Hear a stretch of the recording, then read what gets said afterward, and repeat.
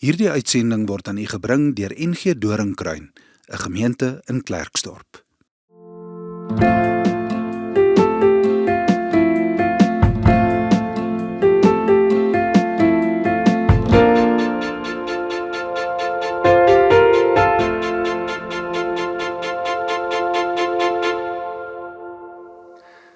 Liewe geloofsfamilie, goeiedag en baie welkom by ons uitsending van vandag. Dit is my lekker om op hierdie manier saam met jou tyd te spandeer en ek vertrou dat ons in die paar minute wat ons vandag saam gaan stil staan in die woord van die Here, dat ons sal beleef dat hy met ons aan die werk is en dat hy 'n God van nabyheid vir ons elkeen is. Here Jesus, dankie dat ons dit van U kan vra, dat ons nou in ons tyd waar ons kies om stil te staan en in hierdie tyd wat ons kies om by U te wees, dat U regtig ook vir ons U self aan ons sal openbaar. En Here, dankie dat ons weet dat U 'n God is wat altyd by ons is. Dat ons baie keer nie bewus is daarvan nie, so, en dat ons baie keer afdwaal is so, maar keer op keer sien ons en beleef ons U net weer as die God wat nog altyd daar was en ook op hierdie oomblik by ons is. So mag U vir ons leer, mag U so met ons werk, dat ons sal leer om bewustelike lewens te lewe, bewus daarvan dat ons saam met U in hierdie wêreld kan ingaan, en dat U 'n God is wat besig is in die wêreld, en dat U doen wat U wil. Mag ons dit raak sien, en mag ons by U aansluit. Dankie dat ons ook vir U kan vra om in hierdie oomblik vir ons te help met konsentrasie, om ons harte oop te maak, sodat ons by U kan ontvang wat U graag vir ons wil gee. Dankie vir hierdie voorreg, en dankie dat ons vir U kan vertrou. In U naam. Amen. Vriende, ek begin vandag graag met 'n vraag, en die vraag is, hoe beleef jy tans vir God in jou persoonlike lewe? As jy nou moet reflekteer oor die afgelope paar uur, die afgelope dag, naweek of week, of selfs 'n paar maande, hoe beleef jy God se teenwoordigheid by jou? Ek dink in terme van spiritualiteit sou mens almal 'n verskillende antwoord of 'n ander antwoord kon gee, want nie almal van ons beleef God op dieselfde manier nie, maar dit waarby ek wil uitkom is, beleef jy hom wel? En indien ja, maar hoe? Is dit so 1 of 2 keer 'n week, dalk as ons by die kerk is, dalk as ons bietjie Bybel lees, is jy dalk besig met klomp uitdagings, dat jy dalk van God vergeet? Is God dalk vir jou 'n lewenslyn, 'n lifeline, waarna jy net nou en dan gaan, wanneer ons iets nodig het? Is jy dalk so besig en gejaagd in die lewe, dat God regtig agter in die ry staan? Of kry jy dit op 'n manier reg, om bewustelik te lewe saam met God in elke ding wat jy aanpak? Nie net by die kerk nie net in jou gesprek in terme van geloof met ander mense nie, maar ook daar waar jy werk, ook daar waar jy tussen jou mense is, tussen jou vriende, kry jy dit reg? En die vraag word vandag glad nie op 'n veroordelende manier gevra nie, want na my mening is dit een van die moeilikste dinge, om regtig intentioneel en bewuslik saam met God te lewe, in alle fasette van ons lewens. Nou 'n teks wat vir ons help daarmee en wat vir ons wys dat hierdie eintlik 'n uitdaging is wat so oud is as die berge, is 'n teks wat ons lees in 2 Samuel 7 vers 1 tot 17. En daar lees ons dat Dawid iets spesifiek vir die Here wou doen, en dat die Here dan reageer op 'n manier en vir Dawid mooi kom verduidelik, maar hoe hy eintlik aan die werk is. Kom ons lees 2 Samuel 7 vers 1 tot 17. Toe koning Dawid in sy eie huis woon, nadat die Here hom rus gegee het van al sy vyande in die omgewing, sê hy vir die profeet Nathan: "Kyk, ek woon in 'n huis wat met sederhout versier is, maar die ark van God staan in 'n tent." Nathan het die koning geantwoord: "Doen gerus alles wat u in gedagte het. Die Here is by u." Dieselfde nag het daar egter iets gebeur. Die woord van die Here het tot Nathan gekom en vir hom gesê: "Gaan sê vir my dienaar Dawid, so sê die Here: Wil jy vir my 'n huis bou om in te woon? Vandat ek die Israeliete uit Egipte laat trek het, tot nou toe, het ek nog nooit in 'n huis gewoon nie. Ek het in tent en tabernakel rondgeswerf saam met al die Israeliete. Het ek ooit vir een van die stamme wat ek beveel het om leiding van my volk Israel op hom te neem gesê, waarom bou julle nie vir my 'n huis wat met sederhout versier is nie? Nou moet jy vir my dienaar Dawid sê, so sê die Here die Almagtige. Ek het jou uit die weiveld agter die kleinvee weggevat om oor my volk Israel te heers. Oral waar jy gegaan het, was ek by jou. Al jou vyande het ek voor jou oë uitgedelg. Ek het jou so beroemd gemaak soos die grootes op die aarde. Ek het 'n woonplek aan my volk Israel gegee en hom gevestig, sodat hy sonder vrees in sy plek kan woon. Slegte mense sal hom nie meer verdruk soos voorheen toe ek leiers oor my volk Israel aangestel het nie. Ek sal jou rus gee van al jou vyande. Ek maak aan jou bekend dat ek vir jou 'n koningshuis gaan vestig. Wanneer jy te sterwe kom en jy by jou voorvaders rus, sal een van jou nageslag jou eie seun koning maak en aan hom 'n bestendige koningskap gee. Hy sal vir my naam 'n huis bou en ek sal sy koningskap vir altyd laat voortbestaan. Ek sal vir hom 'n vader wees en hy sal vir my 'n seun wees. As hy ontrou is, sal ek mense gebruik om hom te straf, om te kastei. Maar my trou sal ek nie aan hom onttrek, soos ek dit aan Saul onttrek het, om vir jou plek te maak nie. Jou koningshuis en jou koningskap sal vir altyd vas staan. Jou troon sal altyd voortbestaan. Volgens hierdie openbaring het Nathan die hele boodskap aan Dawid oorgedra. Ons lees dit so ver in die woord van die Here.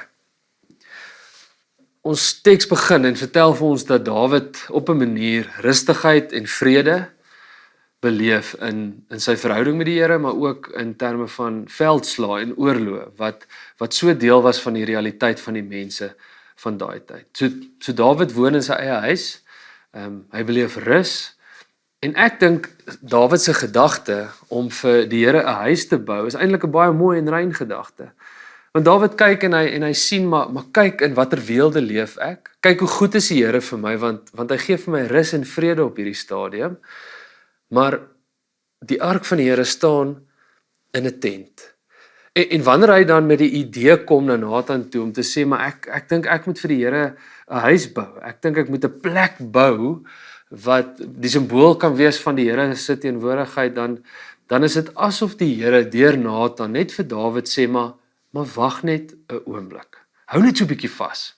Kom ek herinner jou net aan hoe ek teenwoordig is en nog altyd was in jou lewe, maar ook in die lewe van jou voorvaders, in die lewens van mense wie se God ek ook is. En die eerste manier waarop dit dan na vore kom is in terme van die ark self. Nou die ark, die verbondsark van die Here was vir die mense die simbool van die teenwoordigheid dat God daar is. Die stene van die 10 gebooie was ook daarin en wanneer hulle getrek het die ark vooruit gegaan en hulle het agterna getrek. En elke keer as hulle op 'n plek gekom het, dan is die tabernakel opgeslaan en die ark is in die middel van die kamp gesit, hier as teken daarvan dat die Here se teenwoordigheid regtig ook by hulle is. So, met ander woorde, die eerste ding wat God sê is, ek was nog altyd vir julle 'n God van teenwoordigheid. Ek was nog nooit ver nie. Ek was nog altyd 'n God wat by julle is. En hoe dit uitgespeel? Eerste plek, in die tabernakel. Elke keer as jy op 'n nuwe plek gekom het, het jy die tabernakel opgeslaan, sodat dit 'n sigbare manier is ook, waarop jy kan sien en beleef dat ek by julle teenwoordig is. So God sê, dit werk nou al so lank so dis nie nodig om dit nou te verander nie. My teenwoordigheid is nie afhanklik van 'n plek nie. Ek is 'n God wat by jou teenwoordig is, en al was jy nie op alle stadiums daarvan bewus nie. En dan gaan dit nog 'n bietjie dieper. En dan sê die Here deur Nathan vir Dawid, maar ek het jou persoonlik ook kom uithaal daar waar jy was, om vir jou koning te maak. So ja, God is teenwoordig vir die hele volk. Hy trek saam met die volk. Sy teenwoordigheid is vir almal, maar is ook vir persone wat een individueel in intieme verhoudings met die Here leef. Met ander woorde, in Dawid se geval, die Here herinner hom nou. Ek het vir jou kom uithaal. Met ander woorde, ek is ook nog altyd teenwoordig by jou spesifiek, by die volk en by individue in die volk en by jou. So hierdie God vir wie Dawid nou 'n huis wil bou, wat hy op baie manier wil vereer, wat hy op so 'n manier wil wys, maar hy is teenwoordig hier by ons in die land wat hy vir ons gegee het. Daai God sê, ek is nog altyd daar. Daai God sê, ek is ook persoonlik by jou. Ek het jou geroep en ek ken vir jou. En niks wat jy nog ooit gedoen het was vir my 'n verrassing nie. Ek ken jou, want ek stap saam met jou die pad. Wat wil die Here graag deur Nathan vir Dawid sê in hierdie situasie? Een van die dinge is dat God se teenwoordigheid nie op 'n spesifieke plek vasgevang kan word nie.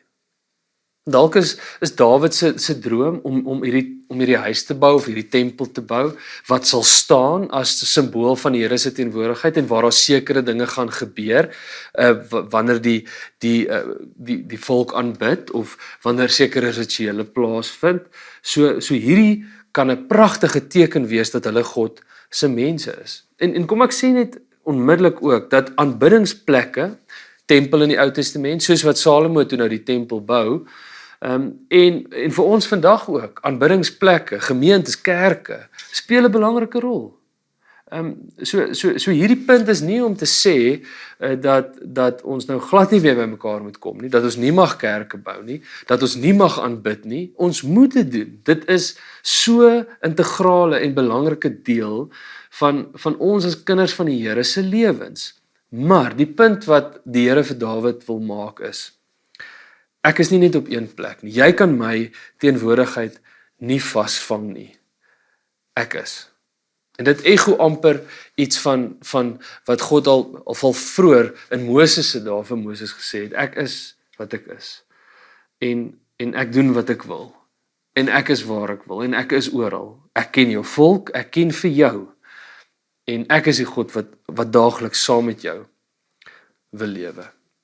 So vriende, ons word vandag gekonfronteer met dieselfde. Glo ons regtig dat God is? Glo ons regtig dat hy ook in my maandag tot Saterdag is? En as my antwoord ja is op daai vraag, maar hoe lyk dit dan? Hoe lyk dit dan? Hoekom voel ek hom nie? Hoekom sukkel ek om hom raak te sien? Dit herinner ook aan dit wat Jakob beleef het in Genesis 28, toe hy op die einde sê, waarlik, die Here was hier, maar ek was eintlik nie eers bewus daarvan nie. Hoekom sukkel ons om raak te sien dat God regtig deel is van ons daaglikse lewens? Dat hy ook in die eredienste is, ook in aanbidding, ook wanneer ons Bybelstudie hou, beslis, maar ook daar waar ons deur ons dinge gaan wat ons op 'n daaglikse basis aanpak, daar waar ons werk, daar waar ons vreugdes beleef, daar waar ons pyn en worsteling beleef, daar waar dit goed gaan en daar waar dit sleg gaan. God is ook daar, maar ons sukkel om dit te beleef. Richard Rohr, aanhaling wat ons al soveel keer aangehaal het, sê, God se teenwoordigheid is nie iets om te bereik nie. Die probleem is dat ons nie bewus is nie. Dat ons sukkel met awareness. En ek vermoed dat ons in vandag se lewe bietjie daaraan moet werk. Want soos vir Dawid sê God ook vir ons, ek is nie net op 'n sekere plek nie, ek is regtig deel van jou lewe. En ons wat dan reageer om te sê, maar Here, dit klink so mooi, maar hoekom sukkel ek so daarmee? En Richard Rohr wat dan vir ons help en sê, maar kom ons begin bewuslike lewens leef. Ek dink uit hierdie teks uit kom een kardinale ding wat ons kan help hiermee. En dit is die hele ding van om te reflekteer oor dit wat al gebeur het. Toe Dawid vir die Here huis wil bou, wat doen God in die eerste plek met Dawid? Hy herinner hom aan dit wat in die verlede gebeur het. Hy sê, ja, ek was by jou voorvaders, ek het saamgetrek, ek het jou kom uithaal. So dis asof hy keer op keer vir Dawid sê, kyk terug en sien. En is dit nie ook so, dat soveel keer in ons lewens, wanneer ons in 'n situasie is, beleef ons nie regtig die Here nie, maar wanneer ons stil staan en reflekteer en terugkyk, dan sien ons, maar God was daar, God was daar. In Jakob se woorde, waarlik, God was daar en ek was nie eers bewus daarvan nie, ek het dit nie eers op daai stadium besef nie. So, die hele waarde van refleksie en om terug te kyk, is ook nie vreemd vir die kerk nie. Deur die eeue, het daar verskillende gebede ontstaan, wat mense aan die einde van die dag bid, wat ons help om terug te kyk na dit wat ons in die dag beleef het van die Here. Dit help ons om te vier wat mooi was. Dit help ons om raak te sien waar God regtig teenwoordig was. Dit help ons om vergifnis te vra vir dit wat ons dalk verkeerd gedoen het. En dit help ons net om te sien, maar oral waar ek besig was met verskillende dinge, was God ook getrou en God was teenwoordig. So hierdie waarde van refleksie, soos wat God vir Dawid sê, kyk en onthou, is iets wat ons elke liewe dag behoort te doen. Dit vra 10 à 15 minute aan die einde van ons dag. Dalk kan ek met 'n notaboek dit begin doen, maar om net dalk 'n vraag te vra, waar het ek vir God raak gesien? Waar het hy dalk 'n gebed van my verhoor? Waarvoor vertrou ek hom nog? In watter mense het ek hom raak gesien? In watter omstandighede het hy 'n deur oopgemaak wat ek nie gedink het moontlik is nie? En so raak ek rustig in die aand en gaan slaap met die wete dat God waarlik besig is in my lewe. Dan is dit nie nodig om net te leef van Sondag tot Sondag nie. Dan is dit nie nodig om net te kom aanbid en dan te sukkel met dit wat in die res van die week gebeur nie. Nee, dit beteken God is dan deel van al die fasette van my lewe. Soos wat hy eintlik is. Die punt is, ons is dan net bewus daarvan. Nou natuurlik kan ons nie net fokus op die refleksie en op die terugkyk nie. Ja, God is ook in die ander dele van my dag. So hoe ek my dag begin is ook belangrik. Hoe ek deurgaans vir myself herinner dat ek kan stil word en dat ek vir God kan beleef is net so belangrik. Maar iets waarop ek vandag wil klem lê, is die terugkyk. Die terugkyk en onthou. Soos wat God vir Dawid herinner, maar kyk terug, ek was daar. So sê hy ook vir ons, maak net elke dag 'n tydjie. En kyk terug na dit wat was vandag. En sien raak dat ek ook daar was. Dat ek ook gebede verhoor het, dat ek ook deure oopgemaak het en dat ek ook sekere situasies vir jou laat uitwerk het. Of nie laat uitwerk nie, met 'n doel en met 'n rede. En wanneer ons so begin lewe, dan sien ons raak dat God is in alle fasette. Dat God goed is vir my, teenwoordig is in my lewe, nie net in die kere waarvan ek bewus is nie, maar dat hy eintlik aan die werk is.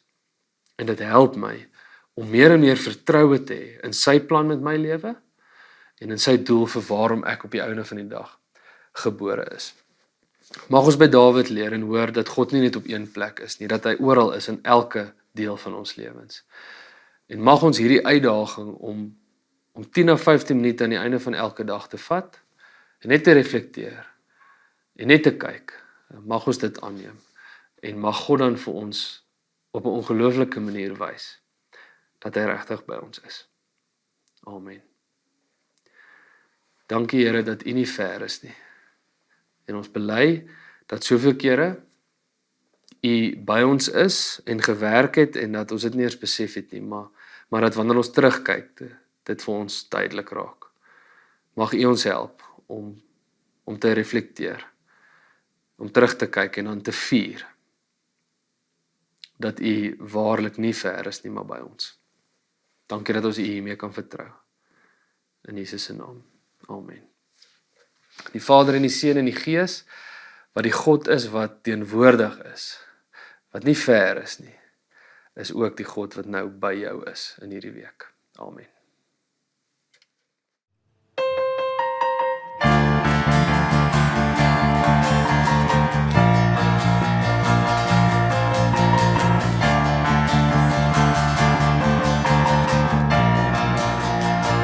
Wie is 'n God soos U? Wie kan vergelyk? Wie het die grootste naam en stel die grense van die oseaan? Wie kan oor sy grootheid stry? Wie ken elke ster se naam? Wie kan die son beveel om te skyn en die maanlig laat verdwyn? Onvergelykbare God, hoe groot is hy, my God? Wie is die gelyke, onvergelykbare God?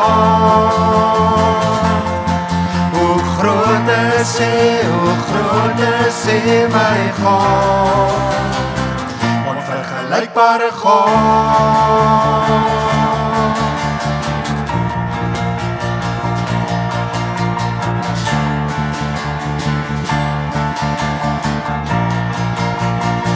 Wie is 'n God soos U?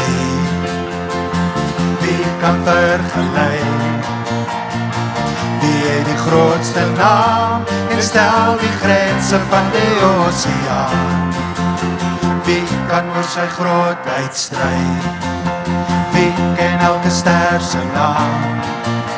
Wie kan die son beveel om te skyn en die maanlig laat verdwyn? Onvergelykbare God, onvergelykbare God.